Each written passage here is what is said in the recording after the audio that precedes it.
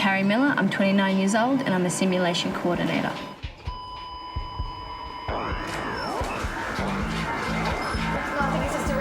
Whose patient is it?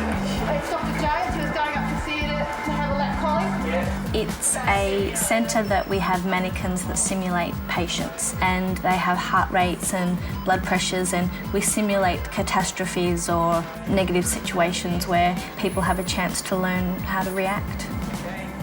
Hospitals, I think, need simulators because you're practising on a mannequin and you're not practising on people. You had a problem with your heart, so it stopped, but we brought you back. A simulation coordinator helps the coordination of the centre. So we help run the course, we run the mannequins, and we set up the centre and break down the centre for each course that we do. The type of people that do the courses, anyone between doctors, nurses, paramedics, army people. With things like cardiac arrests and teaching doctors, it's more of an equipment factor than anything else. They're trained quite well onto where to put the paddles and everything like that, but with updating new equipment and new machines coming out all the time, it's more of an issue of re-educating the doctors into newer machines and newer defibrillators. I am a registered nurse. I did my degree, Bachelor of Nursing, and started work at a major trauma hospital and got into anaesthetics. When I'm not here, I'm at the trauma hospital in theatres helping patients under an anaesthetic for an operation.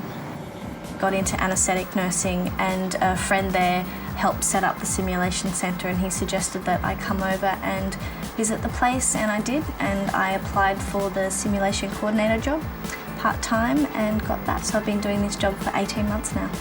I think it's fantastic. I think it's just such a learning curve, and you meet such interesting people that want to come in and learn about new medicine and new techniques, and it's just such a dynamic place. It's just fantastic.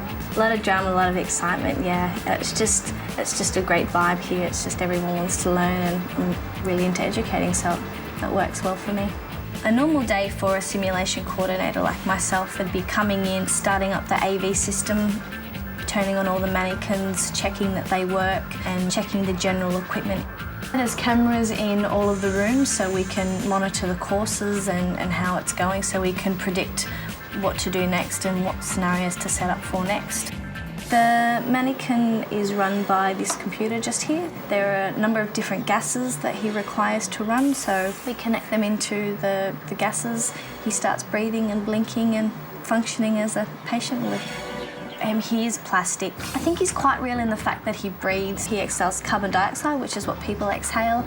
You can listen to his chest sounds. He has pulses that people can feel, so they know that everything's okay. He creates a blood pressure, so it's amazing what he can do. He can do quite a few things that simulate a human patient. We do a familiarisation at the beginning of every day, so the participants know what they can and can't do. For a cardiac arrest, the first thing to do is to shock the patient. It's guidelines saying that the quicker that you get to defibrillate someone, the better. So they've just changed all the compression rates.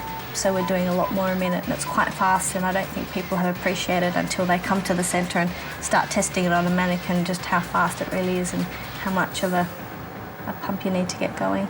After scenarios, what we tend to do is we tend to take them in and let them watch themselves again and talk about it and talk about what they did and how they felt about that and what they maybe would have done next time. The hospitals are starting to catch on to simulation, definitely. So the demand is growing for simulation coordinators and for simulation technicians in general. There's quite a technical aspect to this job. There's a lot of audio-visual, technical, camera, things like that. I don't have any of that kind of training. That was all on-the-job type stuff that I did, so it's been a steep learning curve for me in that department, but it's been very exciting.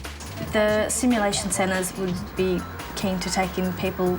You don't have to have a medical background or a nursing background. I think it can help, but it's definitely not essential. I would advise anybody thinking about coming into the simulation world to just do it. It's just an expanding area that I think is just growing, and there's new technology coming out all the time. When I started my nursing career, I had no idea that a place like a simulation centre even existed, but now that I'm working in one, it's just a fantastic job. I love it. It's just like my dream job. It covers the 3 areas that I really enjoy. I love the teaching, I love the learning, and then I just love being able to actually get in there and do it and have that real clinical aspect to it as well. So it's just fantastic. Thank you. End of scenario. Well done.